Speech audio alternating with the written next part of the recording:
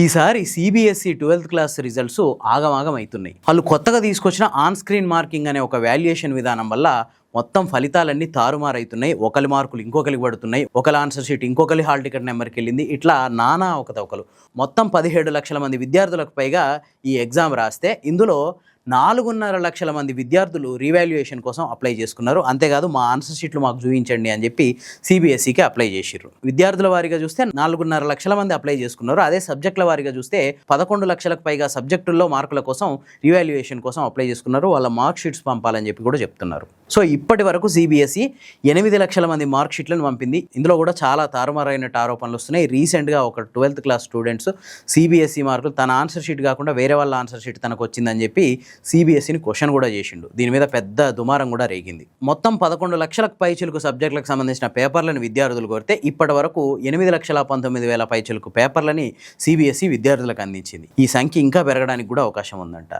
అరే ఎటు పోతుంది దేశం? ఒక్క పరీక్ష కూడా చక్కగా నిర్వహించలేని పరిస్థితికి వచ్చేసినామా మనం? ఒకవైపు నీటి పేపర్ లీకేజ్, ఇంకో దిక్కు సిబిఎస్ఈ ఫలితాలు తారుమారవడం. ఏం పర్ఫెక్ట్గా చేయగలుగుతాం మనం? ఇంకా వ్యవస్థ ఎటుపోతుంది?